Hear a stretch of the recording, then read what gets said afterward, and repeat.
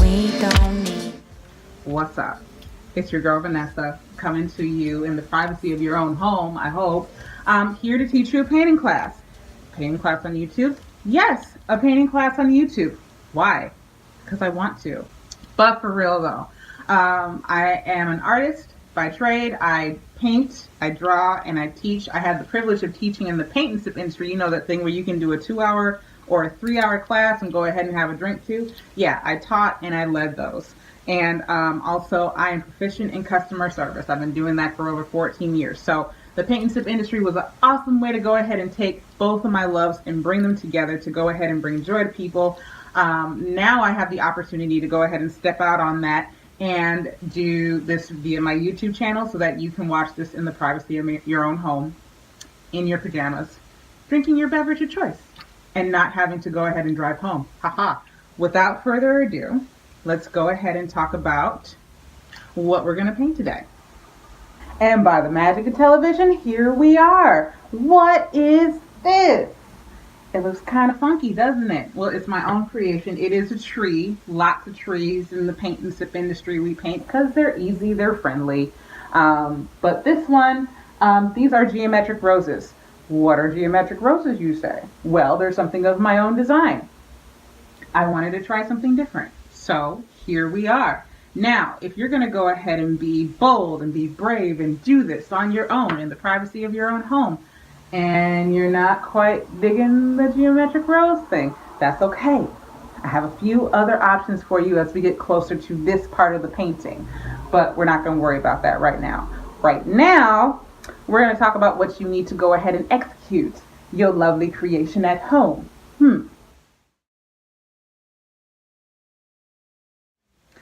I tell you, magic of television is a lovely thing. So you can see we've swapped this out for a nice clean canvas.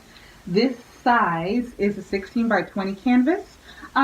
Pretty popular as far as paintings, whether it's your first time or whether you're a professional. This is a good go-to. You can go to Amazon, you can go to Michael's, you can go to DickBlick. If you know somebody who stretches their own canvases, more power to you. If you stretch your own canvases, do you, boo? Anyway, if this is a little bit too intimidating, you can size down. There are smaller canvases than this. If you want to go ahead and be bold and go bigger, well then, do your thing. So, canvas. We need some other stuff to go ahead and make a painting. Let's talk about brushes. So, we have 4 brushes tonight. Really, 3 are going to get used. This is just, just in case you're not a fan of the geometric rose thing. Ooh. Anyway, let's talk about these 3. These are the main contenders. We have Big Mama. Big Mama is square-ish. She is flat. She's going to be handling the background. Very important brush. She does a lot of work. Second brush, Little Mama. Little Mama is not flat. She is pointy. So she's going to be handling details, branches, highlights, stuff like that. Then we have Baby Brush. Baby Brush has one important job. One important job. That is to sign your painting when you are done. That's the only job she's got. But it's still really important. And then this one, like I said, this is a Pseudo Mama brush. I couldn't think of a better name. Whatever. Like I said, we're going to be showing some other leave options with her. Moving on. When you are painting with your brushes, you do not want to paint with them dry. We're using acrylic paint today, which is awesome because it dries quickly. And you can go ahead and frame your painting, put it up on your wall, do whatever you want to do within the span of 2 hours to overnight. Pretty cool. But if you were to paint with this and the brush was dry, the paint would go ahead and dry on it. It would turn into a useless brick and you'd have to throw it away and spend more money buying another brush or brushes. So, how do we fix that problem? We get water. Water is your friend. For this, you can use a Dixie cup, paper cup, old tumbler you don't like I'm using. Save the wine glass though. That's for drinking. Anywho, so you want to take this brush and all your other brushes, take them, turn them upside down in your water cup right now. Some of my colleagues from the paint and sip industry would say, everybody into the pool. Not really my thing. When you take your brush out of the water, that's going to happen. You don't want this on your canvas, otherwise you're going to have drippies all over your paint and your painting is going to be really sad. And you don't want a sad painting. What are you putting time into a painting for if it's going to be sad? So how do we fix it? Bounty, the quicker picker upper, or take your pick, whatever paper towel you have. When you take your brush out of your water, you're going to go ahead and press it out on your paper towel. Not this. Not that. Press one side, press the other side. That way it's still damp, but it won't be dripping all over the place. And you'll have a happy painting. Yay. So we have canvas, we have brushes, we have paper towel. What else do we need? We need paint. Here we go. So I had a little bit of an explosion with mine. Hopefully yours wants to do the same. Colors that we have today for this painting, we have light blue, dark blue, black, dark brown, white. These are the 5 that you need for your painting. This little bit right here, this is gold. Gold is fun. Gold is great for highlights. She's actually going to be highlighting the trunk of our tree. Is it necessary for this painting? No, it's not. But if you want to go ahead and splurge, go for it. It's not going to hurt. So, for this mission, I want you to go ahead, have fun, take your time. Here's the benefit of YouTube. You can put me on pause. I will not be offended. I don't know why you'd want to put me on pause, besides the fact that you need to go ahead and maybe rest your eyes, or maybe you need to come back to it tomorrow, or you have a life or a job or a child to attend to, something, whatever. But you can put me on pause. You can come back to me. Okay? So, without further ado, we're going to get to work on this painting. Step number 1. We need to talk about the background. And we got the background divided into 2 parts, the sky and the ground, on which our beloved tree sits on. How do we do that? Let's talk about that, shall we? First thing you're going to do is get Big Mama and your paper towel. You're going to do exactly what we talked about earlier. Press her out on the paper towel. No drippies allowed. Second thing, we're going to go for dark blue. As far as how much paint, right now we're going to be making the horizon line, which doesn't require a whole bunch, but still, you want to make sure she's pretty well covered. Can you see that? Y'all can see that. So, not really skimping, not really falling off the brush either. Make sure she's covered, all right? So, for this case, we're going to be moving from my right, your left. So from right to left for me might be left to right for you. The horizon line for this, it is about 2/3 below the top of your canvas. So I like to do it this way to keep it simple. You're going to be using our fingers a lot with this painting. Okay, you're going to find the middle of this painting. Cool. And after that, you're going to take 3 fingers down from the middle. So you found the middle, take 3 fingers down from that middle. Where your 3rd finger ends, take your paint, make a dot. So underneath your 3rd finger, make a dot, okay? Then what you're going to do is take the remainder of your blue. You are going to go ahead and inch a line across your canvas. Yes, I said inch, not whip, not dance. Not pay attention and try to drag a straight line. That's not going to work either. Inch. So you want to keep it as straight as possible. I don't want you to worry too much if it's not perfectly straight, because by the time this painting is done, you're not going to see this line. This is just a marker so you know where to paint the sky and where to paint the ground. Okay? So no obsessing over this line. It's fine. It's all going to be fine. All right, so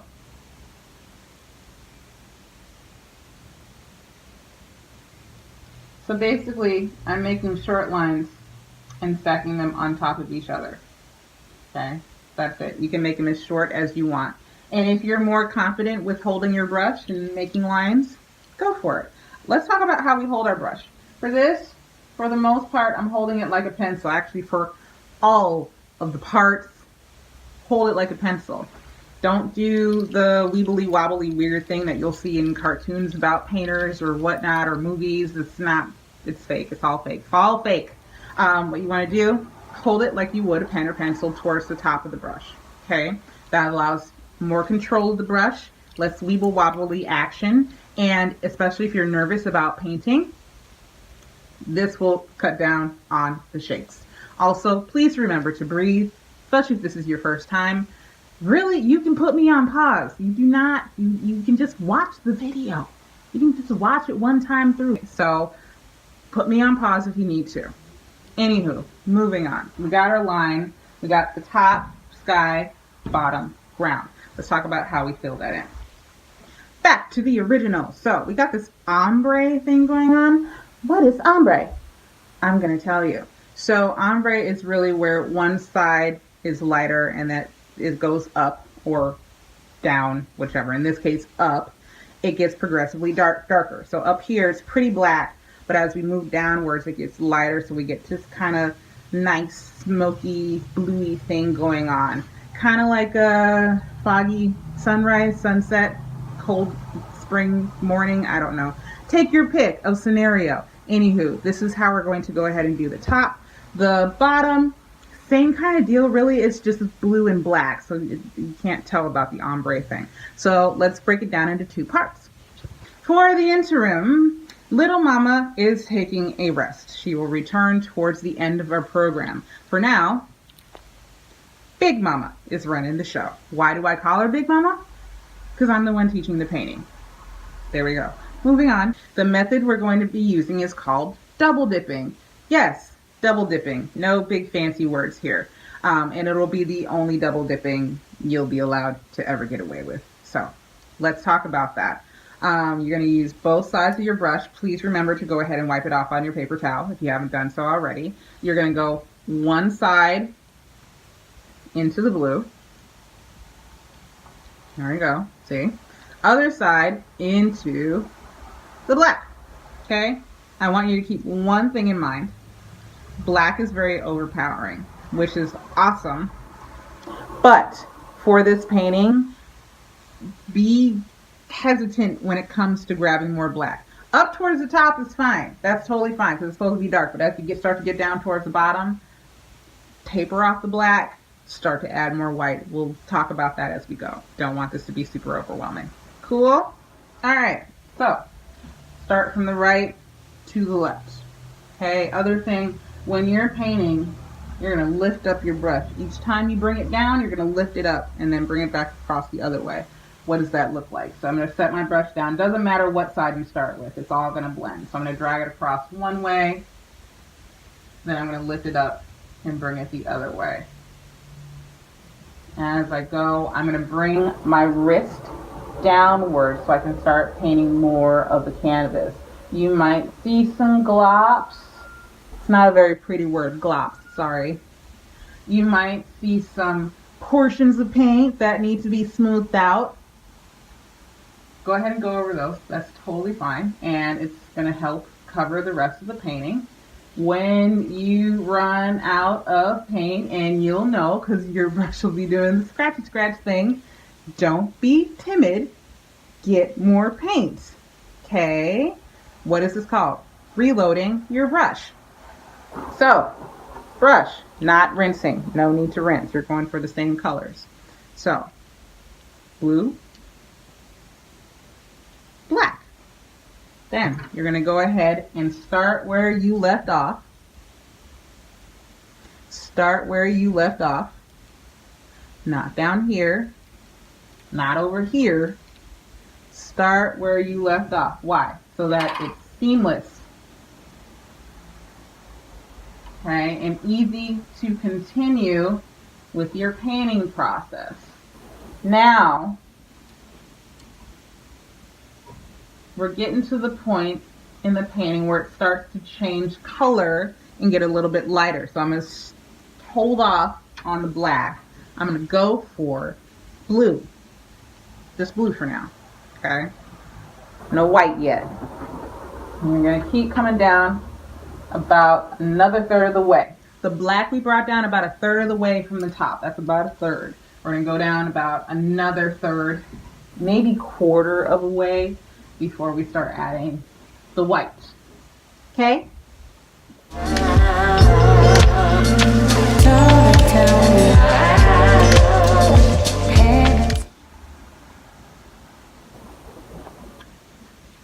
Here's the trick for you before I start adding this white. So I'm doing a smooth sky here. That's another reason why I'm taking it from one side to another. If you want something with more texture or cloudy, you can take the same side of the brush, make shorter strokes. What does that look like? Let's bring it in close. You see that?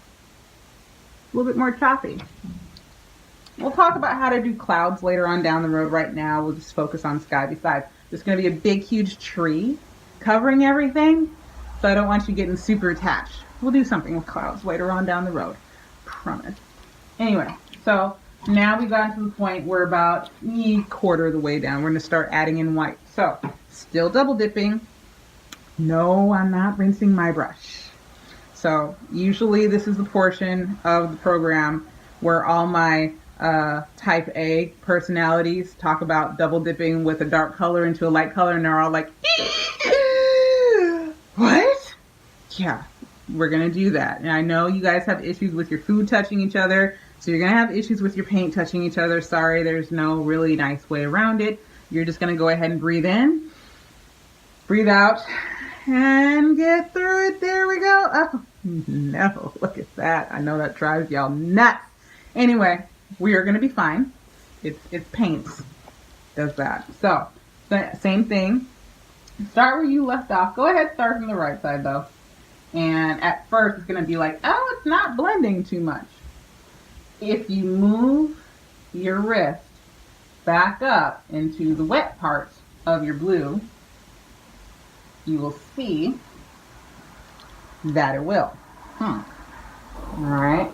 And if you feel like you need to add some more blue, if that's too light for you, you can do that. That's totally fine. Just remember, it's about pressure, holding the brush like a pen or pencil, and lifting up every single time. Think of it like painting a wall, for those of you who have painted a wall. I think all of us at some point in time have probably come face to face with painting a wall. I hope. If not, try it out. It's really fun. And you save money. So, continuing down to the bottom of the line. If you need to add more blue, go for it, okay?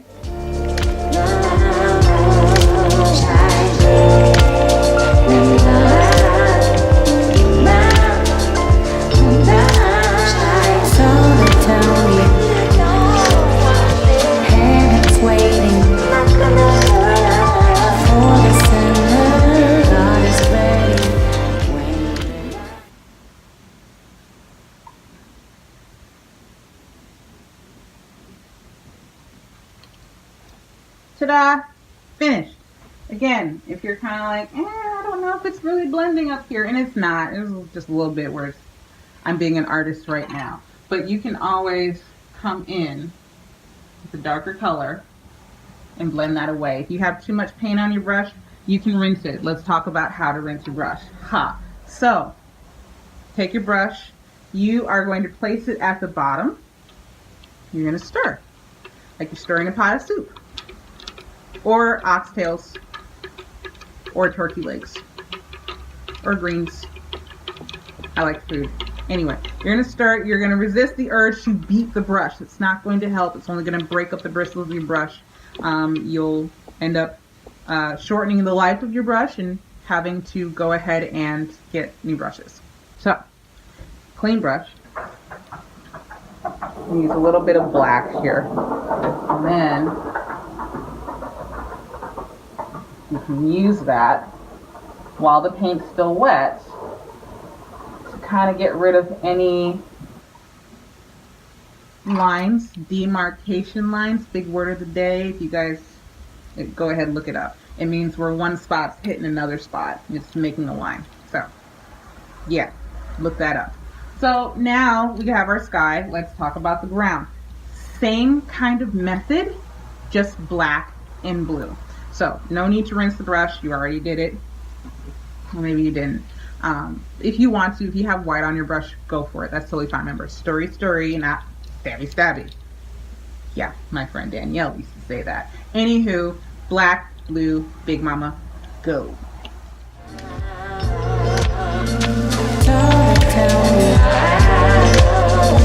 Parents waiting for the sun. God is ready when you're ready.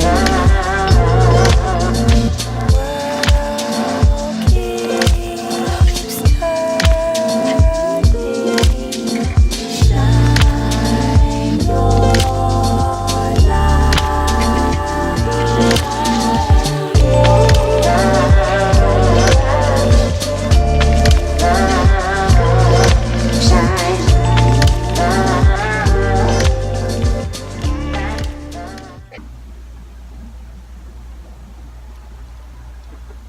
There you are. Top, bottom. Ta-da! You might have some little scratchy scratch spots that need to get filled in. That doesn't take too much effort to go ahead and do. I will tell you, please, again, don't be obsessed with trying to fill them all in like I'm kind of right now, being an artist. Sorry. Because you're going to be putting a tree over a lot of this. Usually spots like that, if they're dark, they're easy to cover even after they're dry.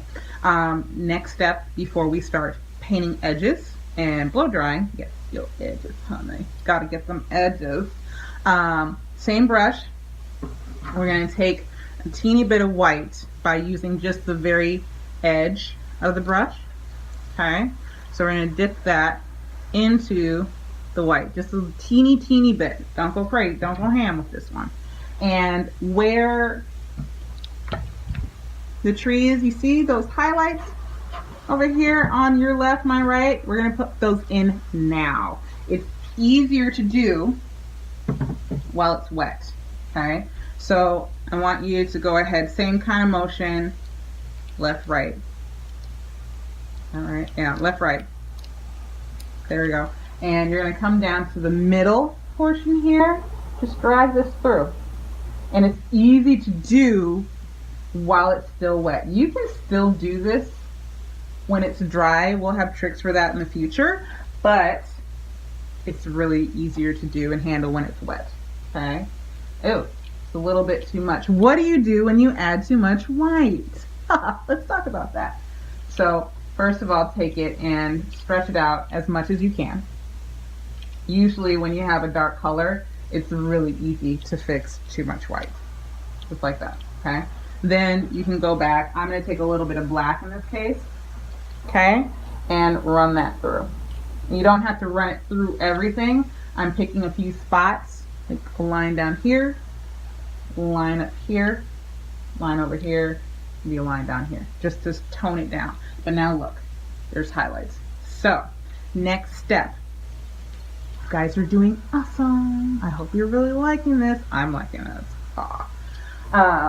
So you're going to take your canvas down. You will get paint on your hands. You will not melt. Okay, so it washes off with soap and water. You'll be fine.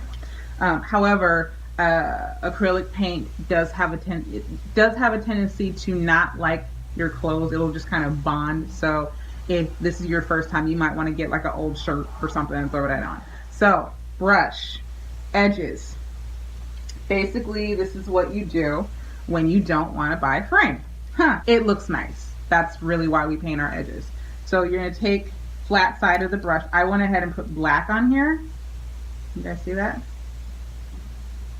Alright. Obviously, I'm painting in a camera lens, so my my peripheral is a little bit off. Oh, there we go. We're working it out. So basically, you can do this around all four edges of your canvas. When you get to the bottom and you're holding it, how do you get that? You see this lip right here, and you got this back edge right here that you can grab onto. Here. So when the two meet, gives you this lovely little space where you can go ahead and paint that bottom edge. Woo-hoo. So when you're done with that, you're going to go ahead and dry your painting. How do you dry your painting? Well, I say blow dryer works wonders. So you can take this bad boy, you can dry the front. I like to hold my painting for this. Also, you can speed up the time by blow drying the back. I will demonstrate in just a minute, and we will be back shortly. The spread, she gonna bring that attitude home. You don't wanna do nothing with their life. When a fire starts to burn, right, and it starts to spread, she gonna bring that attitude home. You don't wanna do nothing with their life. Not just for hair. Now you can use it for your paintings. And if you don't have a blow dryer, just go get a cheap one. The other thing too is that even if you don't have a blow dryer, you just want to go ahead and leave it until tomorrow. Everything that we did right now, you can stop, let it dry overnight, and come back to. Okay? You can always break down a painting. I'll always let you know when you want to stop and then come back to it. At this point in time, you can definitely do that, let it dry, and then do the tree the next day. Okay? But we're going to start the tree now because we have a blow dryer. Ready? I'm ready. You ready? Enter little mama. She's ready to go to work. Big mama's done. Bye, big mama. We love you. Like my nails. Ooh, look, I have paint on my hands. Don't worry. Again, it washes off with soap and water. You're not going to melt. So let's talk about tree. This is kind of a triangle shape. Okay, we'll talk about that in a second. I want you all to start thinking about, when you were a little girl and you had that dress. Most of y'all had that dress where you turned around and it flared out and your mama was like, oh, you're so pretty. And you're like, look, Mom, I'm a princess. And she's like, yes, you are, baby. That kind of thing. I want you to think about flare for the tree. Okay, so I want you to remember trees are Y's, not T's or I's. Okay? All right, here we go. Let's measure out the space for our tree. Back to little mama. We are going into our brown paint and we're getting it pretty loaded up. Okay? The bottom of the tree is a hand's width from the bottom. Okay? If for some reason you still have some wet going on down here, just hover. You don't need to touch. I can touch. It's dry down here. It'll be fine. Thank you for your concern about me getting paint on my hands. We're good. I appreciate you. All right, so where my pinky leaves off, we're going to come just right above that, and we're in the middle area of our painting. Okay, we're going to mark that off with some brown. This is technically about 4 fingers wide, the line I made. It's a pretty wide bottom for this tree. For the top, we're going to come down about 1/4 of the way, and I'm going to make it 1/3. Because the top of the tree is all going to be leaves. So we're not making the branches super high. All right. So right now I have a drippy going on and it's driving me nuts. Let's talk about what do you do when you have a drippy. Enter paper towel. And I wrap paper towel around my finger. It works better this way. You're going to come and gently wipe the drippy away. Just gently. Don't take your aggressions out on your painting. It's not the painting's fault, okay? That's all you really need to do in the case of a drippy. If it's a light painting and if the paint's still wet and you just want to be careful not to lift anything up, you can always wait until it dries and then paint over it. There's a couple different things we can do. This was easy because the background was already dry, okay? So that's what you do for drippies. Please don't do the thing where you take a piece of paper and crunch it up into a spitball and then try and wipe it there and then throw it away. Can you tell I have issues about that? Yeah, don't do that. It'll save the paper. Anyway, moving on. So, brown. We're going to get a little bit more brown on the brush. And we are going to go ahead. We're going to do the stick method. And then we're going to widen the tree out. We're going to flare it out. Okay? So first thing, I'm going to take a line from the bottom to the top. No, it is not straight. It's not super straight. Okay, we're going to end up flaring it out later, so it doesn't need to be perfect. And the tree, it's a gnarly tree, so don't worry about it being like I said, absolutely perfect. Then let's go ahead and talk about the branches. The branches are pretty parallel to each other, perpendicular in this case, almost like a 45-degree angle if you want to get technical. So I'm going to come to about the middle, because all of this is going to disappear when we put the leaves down. So I'm going to come down to the middle. Those two branches you do see. And if you look at my fingers, I'm actually twirling the head of the brush a little bit to get a weeble wobbly line. Okay? I'm going to do it on the other side too. I'm going to come just a little bit higher than the other one. Okay, and just kind of twirling, just very, very lightly. If you twirl too much, you're going to get something looking kind of crazy. Okay? Let's talk about how we stop this from looking like a stick with two sticks coming out of it. Let's talk about how it flows together into a tree. We're going to start down here at the bottom. Then we're going to work our way to the top. This is the Y I was talking about. Hello, Y. The Y says hello. Anyway, so in order to stop that kind of sticky looking thing, we're actually going to take the brush itself and curve down into the trunk, what's going to be the trunk, and then I'm actually going to curve it out. See what happens? Now it's starting to look like a trunk already. Okay? Then we're going to go to the other side. Here's the trick with trees. The bottom is always going to be the thickest and the widest part. As it grows up, it's going to get skinnier. Same thing with branches. The bottom of the branch coming into the tree is going to be the thickest part. As it gets further away, it's going to get skinnier and skinnier and skinnier. Yeah, I said it. Skinnier and skinnier and skinnier. I want you to imagine that face every time you make a branch, and you'll always remember to do it correctly. So, moving on. We're going to do the same thing. Bring that line into your stick and then flare it out to the other side. I'm utilizing both sides of the line down here to widen out my trunk. And it'll probably get a little bit wider than this. We're not quite done yet because those branches were pretty thick. Okay. Here. Also, in the original, this was also had like that twirly line next to it. So you can go ahead and do a couple of those just to get the feel for a gnarly tree.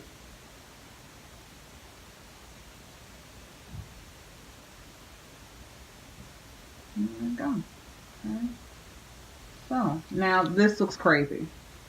We need to do something about this. So the idea here is you're going to go ahead and kind of do the same thing that you did down here as far as widening.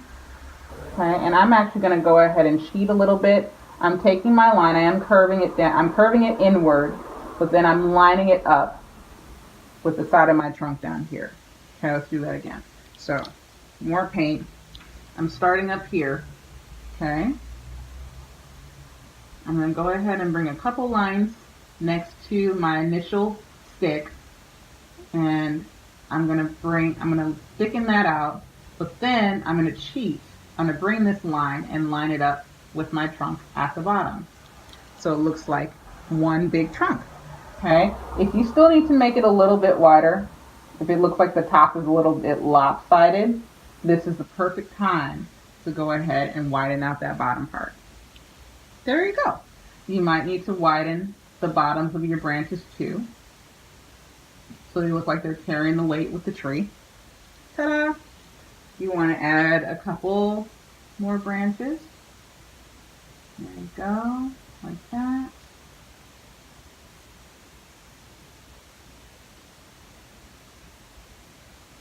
Okay.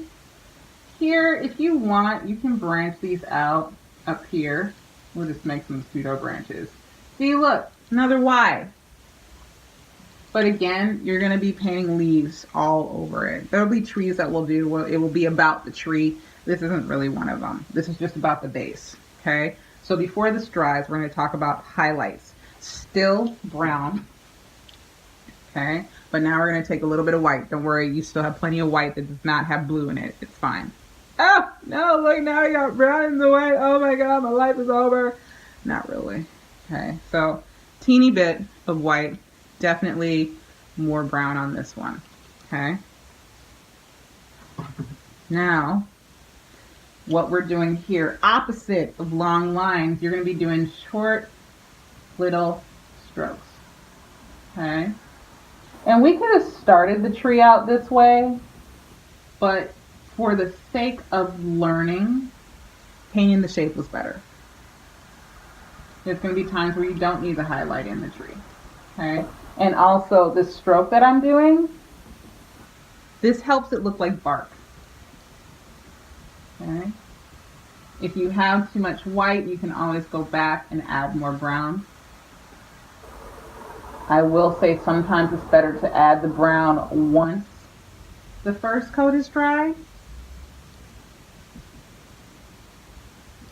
And we're going to take that up into the top. I'm actually going to go ahead and take a little bit of our black, teeny dot of black for this. Why? Because it's just a little bit too light for my taste. And again, you're going to be like, oh my God, it's so dark. Oh my God. But as you work it in, it's going to work really well with the brown. And it's going to mute out that white. Okay.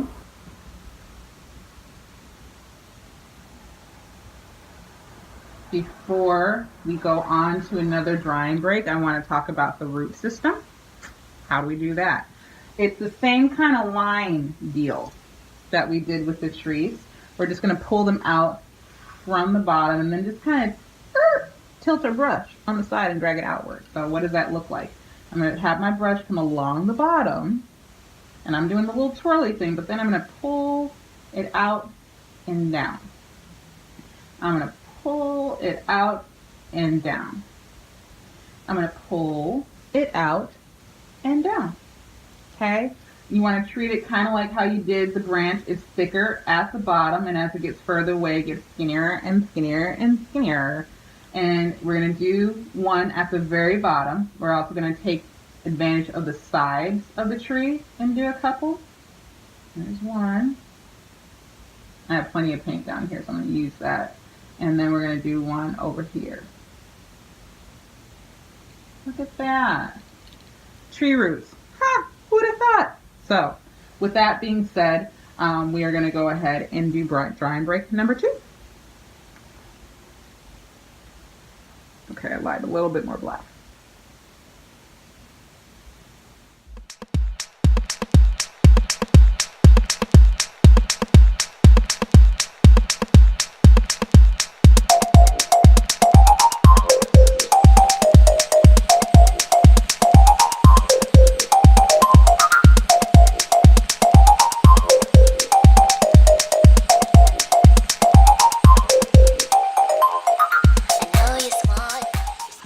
Done.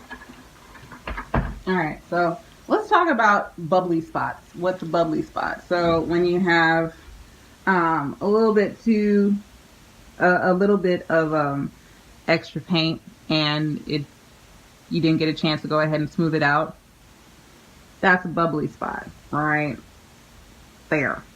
So not the end of the world. Still blow dry it. Just what you have to paint in that area, paint lightly, otherwise you might take the top off and then the paint will mix and you'll be like, oh, that's not what I wanted, and then you'll have to paint over it later and paint over it lightly. You'll be fine. Next step, rinse little mama, because now we got to do some geometric roses. 4 geometric roses. We're going to be using 3 colors: white, light blue, dark blue. Okay. Double dipping. There may be some times where you want to use the colors by themselves. There may be some times where you want to double dip. Starting out, I'm going to be double dipping with the white and the, if I can get it, blue. Okay. First things first. This is a shape, and we're going to paint out said shape first. Why? It avoids issues like, oh my god, I'm having so much fun, and then I'm going to paint over here, and then I'm going to paint over here, and then it's, oh my god, I ruined my painting. How do I fix it, Vanessa? Being that I'm not there to fix it for you, we're going to paint off the shape first. Okay? Back to the painting. So this is an oblong kind of oval thing. Okay? Think jelly bean. If you're in Chicago, think the bean in Millennium Park. That's the best way to go for this one. Okay? We're going to start about 2 fingers width-ish from the top. Make a mark. Okay? And you want to get technical about 3 fingers from the right side and the left side. This is your right, my left. This is my right, your left. Okay? So you're going to end up meeting those marks. Also, it's going to come down in front of the tree too. Okay, we still want to leave some of our great, fabulous work that we did, but all that's going to be gone. Bye. So, dashes, again, just like you did in the beginning. It's not going to be a static line. Static just means one straight line. That's not what we want. This tree has texture. It has movement. It has geometric roses. We don't need static. We need flowing. I'm going to take that around. Actually, I want to cover up. I don't want to cover up everything. I made like a little hole right there. Don't worry about trying to make holes right now.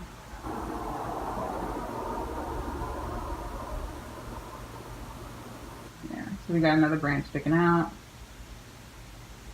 And take your time with this. I know I'm not going that slow, but take your time and make sure that you actually step back from your painting so it looks good. Okay, we didn't really talk about that in the beginning because we were just doing the background, but step back from your painting. It looks different when you back away from it and you look at it as a whole. You're looking at pieces of it and you're painting like this the whole time. So it's not going to quite make sense to your whole eye. Okay. This, it'll make sense to your whole eye. So now that we got our shape, let's talk about how to go ahead and do the rose. I have reloaded my brush. Now, the geometric rose shape is kind of like a triangle and a diamond had a kid, and it's about 6 lines. So I'm going to press my brush down and drag 1, 2, 3, 4, 5, 6. That literally looks like 2 triangles. 1, 2, 3, 4, 5, 6. That's kind of what we're looking for. Let's do another one. I'm going to add more white for this one. This is the fun of it. You can do yours lighter. You can do them darker. You do not have to do blue. You can do purple. You can do pink. Yellow might look a little crazy. Red might look a little psychotic. But you can work that out. So you don't have to just stick to this color. Also, if you're not crazy about the geometric rose thing I've just demonstrated, you can take this brush. You can do marks like this. You can do little marks like how we did for the border. You can do slightly bigger ones. I'm putting my brush down, pulling, and I'm letting go. I'm putting my brush down, I'm pulling, I'm letting go. I'm putting my brush down, I'm pulling, I'm letting go. I'm putting my brush down, I'm pulling, I'm letting go. That's a mark right there. I'm not a fan of this next one because I think it blurs and I think it kind of tears up the brush, but some people like it because it creates a really nice glowy, soft effect. So just putting the brush down like that over and over and over again. I guess it doesn't heat up the brush that much, but it does blur. I like texture, but you figure out what you like because it's your painting and you have to live with it for the rest of your life or until you give it to your aunt for White Elephant. Moving on. Pseudo Mama. Ha! Got her out. Now, if you can think of a better name than Pseudo Mama, which sounds really, really bad, put it in the comments below. I will definitely read those and take all names into consideration. Okay? Appreciate you. So, same kind of thing as that top one there. We'll do some blue and we'll do some white. Okay, there we go. Put the brush down, pull, let go. Put the brush down, pull, let go. Put the brush down, pull, let go. And you can overlap. This is very cool. This is very easy. Awesome way to fill up a tree. Great texture. Just not doing it for this painting. Okay, so back to geometric roses. We're going to use this brush. Remember, white, light blue, dark blue. Double dip, fill up the entire space, and go.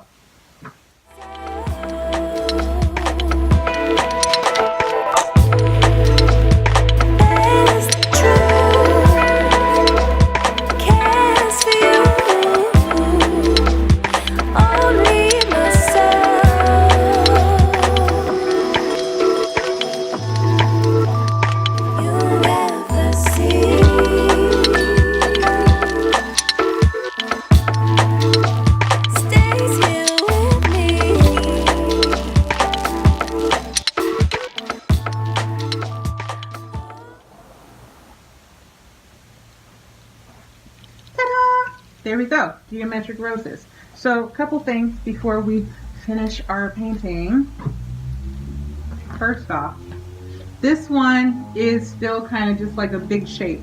This one looks a little bit more flowy. Why? Because we went and put these little baby ones on the edge and we put some lighter ones on top. We're going to use Little Mama and Baby Brush to do that. We're also going to put a little bit of gold down here. Okay?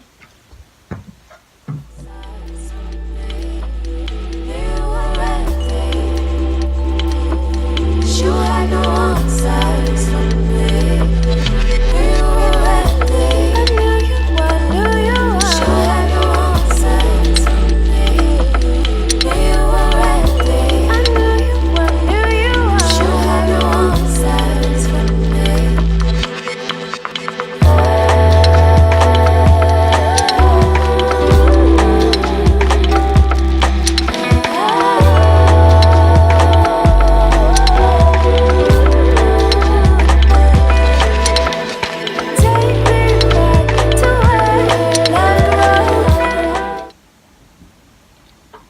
And there we have it. Finished painting in all its glory, geometric roses. You're welcome. Actually, I should be saying thank you because you guys took the time to go ahead and watch my video from beginning to end. I hope that you go ahead and like, share, subscribe, hit the bell so that when I do another video, you'll be notified, and please share with your friends. I look forward to going ahead and doing more videos with you. You all are awesome. Try a different way of being creative today, and why not start with me? Okay? Cool. Love y'all. Peace. Because I don't want to